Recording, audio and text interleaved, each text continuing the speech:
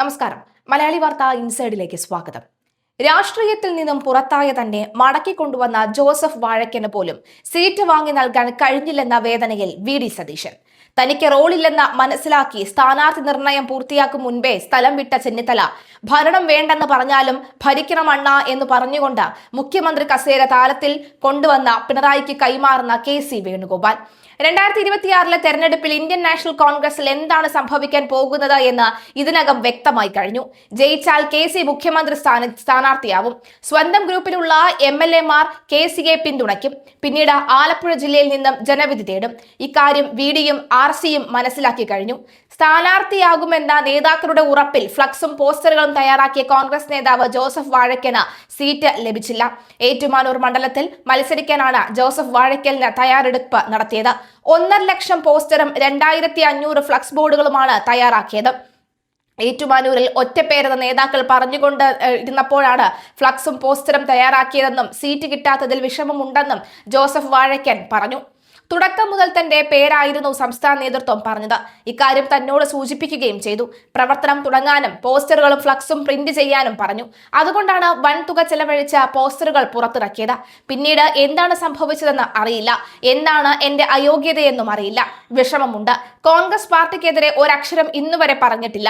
ഇനി പറയുകയുമില്ല. പാർട്ടി എനിക്ക് അമ്മയെ പോലെയാണ്. ഏറ്റുമാനൂരിൽ കോൺഗ്രസ് സ്ഥാനാർത്ഥിയുടെ ജയത്തിനായി പ്രവർത്തിക്കുകയും ചെയ്യുമെന്ന് ജോസഫ് വാഴക്കൽ പറഞ്ഞു. അതേസമയം പ്രഖ്യാപനത്തിന് മുൻപേ പോസ്റ്റർ അടിക്കുന്നത് സമ്മർദ്ദതന്ത്രമാണ് എന്നായിരുന്നു KPCC പ്രസിഡന്റ് സണ്ണി ജോസഫിന്റെ പ്രതികരണം. അതുകൊണ്ട് കാര്യമില്ല, തീരുമാനിക്കേണ്ടത് ഹൈക്കമാൻഡ് ആണെന്നും KPCC അധ്യക്ഷൻ വ്യക്തമാക്കി. ഈ സംഭവത്തിൽ നിന്നും കേരളത്തിലെ കോൺഗ്രസിന് സംഭവിക്കാൻ പോകുന്നത് വ്യക്തമാണ്. കോൺഗ്രസിന്റെ സ്ഥാനാർത്ഥി നിർണയം പൂർത്തിയായപ്പോൾ കെ.സി. വേണുഗോപാലിന് മാത്രം നേട്ടമുണ്ടായി എന്ന ഒറ്റവരിയിൽ പറയാം. സീറ്റ് ലഭിച്ചവരിൽ കൂടുതൽ പേരും കെ.സിയോടൊപ്പം നിൽക്കുന്നവരാണ്. കോൺഗ്രസ് മത്സരിക്കുന്ന 92 സീറ്റിൽ 3-1 കെ.സിക്കൊപ്പം നിൽക്കുന്നവരാണ്. ഉമ്മൻചാണ്ടി ഇല്ലാത്ത ആദ്യ നിയമസഭാ തെരഞ്ഞെടുപ്പിൽ കോൺഗ്രസിലെ അധികാര സമവാക്യം മാറി മറിഞ്ഞപ്പോൾ ഒരു ദശാബ്ദത്തോളം അപ്രമാദിത്വം ഉണ്ടായിരുന്നത് എ ഗ്രൂപ്പിനായിരുന്നു. പഴയ എ ഗ്രൂപ്പുകാരും ഐ ഗ്രൂപ്പുകാരുമായ പല നേതാക്കളും ഇപ്പോൾ കെ.സി പക്ഷത്താണ്. അംഗബലത്തിൽ സ്ഥാനാർത്ഥികളുടെ എണ്ണത്തിൽ 2ാം സ്ഥാനത്ത് എ ഗ്രൂപ്പാണ്. 21 പേർ എ ഗ്രൂപ്പ് സംവിധാനത്തിന്റെ ഭാഗമായി നിലനിൽക്കുന്നുണ്ട്. വിശാല ഐ ഗ്രൂപ്പ് ശോഷിച്ചതോടുകൂടി ചെന്നിത്തല അനുയായികളായ നിൽക്കുന്നവർ 16 സ്ഥാനാർത്ഥികളുണ്ട്. പ്രതിപക്ഷ നേതാവ് വി.ഡി. സതീശന് വിശ്വസ്തരായ 8 പേരും കൈപ്പത്തി ചിഹ്നത്തിൽ ജനവിധി തേടുന്നുണ്ട്. തൃശൂർ ജില്ലയിലാണ് കെ.സി. വേണുഗോപാലിനോട് അടുപ്പമുള്ളവർ ഏറ്റവും കൂടുതൽ മത്സരിക്കുന്നത്. ജില്ലയിലെ 5 നിയമസഭാ മണ്ഡലങ്ങളിൽ ആണ് കെ.സി. ഗ്രൂപ്പിൽപ്പെട്ടവർ ജനവിധി തേടുന്നത്. ഇതിൽ 3 മണ്ഡലങ്ങൾ കോൺഗ്രസ് എ ക്ലാസ് മണ്ഡലമായി കരുതുന്നതാണ്. കണ്ണൂർ, കോഴിക്കോട്, ഇടുക്കി, തിരുവനന്തപുരം എന്നീ ജില്ലകളിൽ കെ.സി. ഗ്രൂപ്പിലെ 3 വീതം സ്ഥാനാർത്ഥികളാണ് മത്സരിക്കുന്നത്. മലപ്പുറം, പാലക്കാട്, കോട്ടയം, ആലപ്പുഴ, പത്തനംതിട്ട എന്നീ ജില്ലകളിൽ 2 വീതം സ്ഥാനാർത്ഥികളാണ് ജനവിധി തേടുന്നത്. എറണാകുളം ജില്ലയിലാണ് സ്ഥാനാർത്ഥികളിൽ കെ.സി. പക്ഷക്കാർ കുറവുള്ളത്. പ്രത്യക്ഷത്തിൽ കെ.സി. ഗ്രൂപ്പിന്റെ ഭാഗമായി ഒരു ജനപ്രതിനിധി മാത്രമാണ് ജില്ലയിൽ വീണ്ടും ജനവിധി തേടുന്നത്. ഉമ്മൻചാണ്ടിയുടെ മരണത്തിന് ശേഷം ശിഥിലമായ എ ഗ്രൂപ്പാണ് നിയമസഭാ തെരഞ്ഞെടുപ്പിൽ ഏറ്റവും ഗുണം ലഭിച്ചിരിക്കുന്നത്. നിലവിൽ നേതൃത്വമില്ലാത്ത എ ഗ്രൂപ്പിന്റെ ഭാഗമായ 21 പേരാണ് തെരഞ്ഞെടുപ്പിൽ ജനവിധി തേടുന്നത്. പഴയ എ ഗ്രൂപ്പിലെ നേതാക്കളായ ഷാഫി പറമ്പിൽ, പി.സി. വിശ്വനാഥ്, ബെന്നി ബെഹനാൻ എന്നിവരുടെ ശ്രമഫലമായിട്ടാണ് ഇവരിൽ പലർക്കും സീറ്റ് ലഭിച്ചത്. എറണാകുളം ജില്ലയിലാണ് എ ഗ്രൂപ്പിന് ഏറ്റവും അധികം പ്രാതിനിധ്യം ലഭിച്ചത്. 5 എ ഗ്രൂപ്പുകാരാണ് ഇവിടെ ജനവിധി തേടുന്നത്. തിരുവനന്തപുരത്തും തൃശൂരിലും 3 വീതം എ ഗ്രൂപ്പുകാരാണ് മത്സരിക്കുന്നത്. കോഴിക്കോട്, കൊല്ലം എന്നീ ജില്ലകളിൽ 2 എ ഗ്രൂപ്പുകാർ മത്സരിക്കുന്നു. കണ്ണൂർ, മലപ്പുറം, പാലക്കാട്, ഇടുക്കി, കോട്ടയം, പത്തനംതിട്ട എന്നിവിടങ്ങളിൽ എ ഗ്രൂപ്പിലെ ഓരോ അംഗങ്ങൾ ജനവിധി തേടുകയാണ്.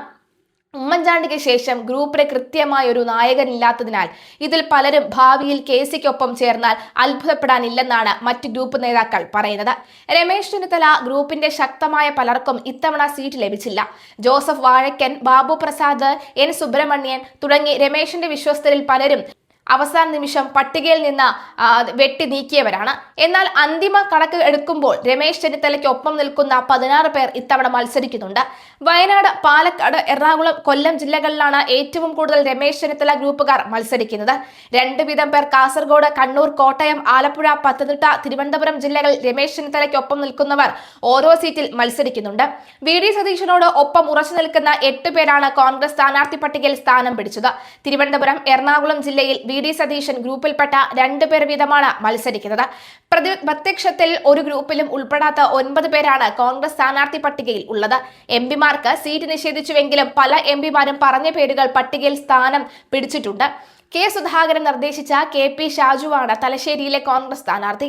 അടൂർ പ്രകാശൻ നിർദ്ദേശിച്ച രമ്യ ഹരിദാസ്, മീനാങ്കൽ കുമാർ, ശാന്തകുമാർ എന്നിവർ സ്ഥാനാർത്ഥി പട്ടികയിൽ ഇടം പിടിച്ചു. ആന്റണി നിർദ്ദേശിച്ച രണ്ടുപേരും, കൊടിക്കുന്നിൽ സുരേഷ്, ബെന്നി ബെഹനാൻ എന്നിവർ നിർദ്ദേശിച്ച ഓരോ പേരുകളും പട്ടികയിൽ ഇടം പിടിച്ചു.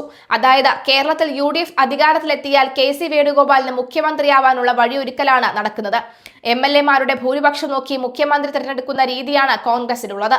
കേരളത്തിലെ മുഖ്യമന്ത്രി കസേരയ്ക്ക് വേണ്ടിയുള്ള KC വേണുഗോപാലിന്റെ പിടിവാശിക്ക് മുമ്പിൽ എന്ത് ചെയ്യണമെന്നറിയാതെ രാഹുൽ ഗാന്ധിയും വിയർത്തു. കെ സുധാകരൻ ലിസ്റ്റിൽ നിന്നും പുറത്തിറക്കാൻ വേണ്ടി വേണുഗോപാലിന്റെ നേതൃത്വത്തിൽ നടന്ന നീക്കവും പല മണ്ഡലങ്ങളിലും ഒറ്റപ്പേരിലേക്ക് എത്താൻ കഴിയാത്ത രീതിയിലുള്ള കൂട്ടത്തല്ലും രാഹുൽ ഗാന്ധിക്ക് വലിയ തലവേദന സൃഷ്ടിച്ചു.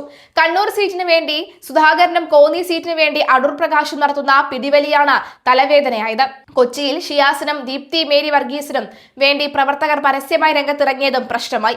ഇതിനു പുറമെ മറ്റു പല മണ്ഡലങ്ങളിലും ഒറ്റപ്പേരിലെത്താൻ കോൺഗ്രസിന് സാധിച്ചില്ല. കോൺഗ്രസ് ഈ ഗ്രൂപ്പ് വഴക്കിന് മുൻപും ഇത്തവണയും തകർന്നടിയുമെന്ന് തന്നെയാണ് വിലയിരുത്തൽ. കെ സുധാകരനെ ഒഴിവാക്കുക എന്ന ലക്ഷ്യത്തോടെ MP-മാരായിരിക്കുന്നവർക്ക് നിയമസഭയിലേക്ക് സീറ്റ് കൊടുക്കേണ്ടതില്ല എന്ന നിലപാടിലായിരുന്നു കോൺഗ്രസ്. എന്നാൽ KC വേണുഗോപാലിന് മാത്രം സീറ്റ് നൽകുക എന്ന തന്ത്രം സുധാകരന്റെ സമ്മർദ്ദത്തിന് മുന്നിൽ പൊളിയുകയായിരുന്നു. കേരളത്തിൽ കോൺഗ്രസിൽ പേയ്മെന്റ് സീറ്റുകൾ ഉണ്ടെന്ന തരത്തിൽ ചില വാർത്തകൾ പ്രചരിക്കുന്നുണ്ട്. പിഷാരടിയെ പോലെ ഒരു സ്ഥാനാർത്ഥിയെ കെട്ടിയിറക്കിയത് ഷാഫി പറമ്പിലിന് വേണ്ടിയാണെന്ന വിമർശനവും ശക്തമാണ്. ഇത് ജയിക്കാൻ വേണ്ടിയല്ല, ഉന്നതനായ ഏതോ ഒരാളെ തൃപ്തിപ്പെടുത്താനാണെന്നും പറയപ്പെടുന്നു. രമേശ് പിഷാരടിയുടെ ഡീലിന് പിന്നിൽ എന്തോ വലിയ ഗൂഢാലോചന നടക്കുന്നുവെന്ന് കോൺഗ്രസ് തന്നെ പറയുന്നു. മോദി അധികാരത്തിലേറി കഴിഞ്ഞ 12 വർഷത്തോളമായി കേന്ദ്രത്തിലും കഴിഞ്ഞ 10 വർഷമായി കേരളത്തിലും അധികാരം നഷ്ടപ്പെട്ട കോൺഗ്രസ് നേതാക്കൾ ഇവിടെയും വൻതുക വാങ്ങി സീറ്റുകൾ വിൽക്കുന്നതായി ആരോപണം ഉയരുന്നുണ്ട്. ഖജനാവ് കാലിയാക്കിക്കൊണ്ടിരിക്കുന്ന പാർട്ടിയിൽ നേതാക്കൾക്ക് ഇങ്ങനെയൊക്കെ അല്ലാതെ പണമുണ്ടാക്കാൻ വേറെ വഴിയില്ലെന്ന് വന്നിരിക്കുന്നു. ദേശീയ തലത്തിൽ തന്നെ കണ്ടുവരുന്ന പ്രവണതയാണിത്. ബീഹാർ തെരഞ്ഞെടുപ്പിൽ വൻതുക വാങ്ങി കോൺഗ്രസ് നേതാക്കൾ സീറ്റുകൾ വിറ്റതായി പറയുന്നു. കേരളത്തിലെ നിയമസഭാ തെരഞ്ഞെടുപ്പിൽ ഇക്കുറിയും പ്രതീക്ഷിച്ചവരല്ല കോൺഗ്രസ് സ്ഥാനാർത്ഥിയായി വന്നവരിൽ പലരും. ഇതൊക്കെ പേയ്മെന്റ് സീറ്റാണ് എന്നും പറയപ്പെടുന്നു. കോൺഗ്രസിൽ ശക്തിപ്പെടുന്നിരുന്ന ഗ്രൂപ്പുകളുടെ പോരാട്ടം തുടരുകയാണ്.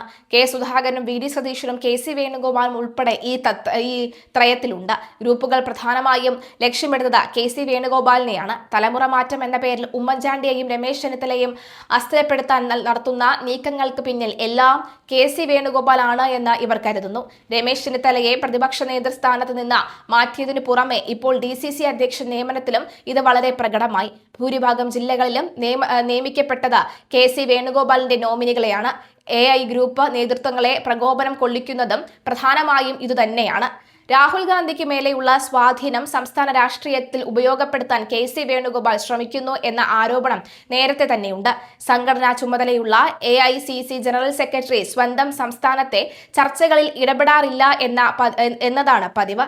പക്ഷേ KC വേണുഗോപാൽ കേരളത്തിലെ പുനർസംഘടനാ ചർച്ചകളിൽ സജീവമായി ഇടപെട്ടു. ഹൈക്കമാൻഡിന് ലിസ്റ്റ് കൈമാറും മുമ്പ് VD സതീശനും K സുധാകരനും KC വേണുഗോപാലും പ്രത്യേകം ചർച്ച നടത്തി. സംസ്ഥാന രാഷ്ട്രീയത്തിലേക്ക് തിരിച്ചെത്തുക ലക്ഷ്യമിട്ട് KC വേണുഗോപാൽ ഗൂഢനീക്കം നടത്തുന്നു എന്നതാണ് ഗ്രൂപ്പുകളുടെ ആരോപണം.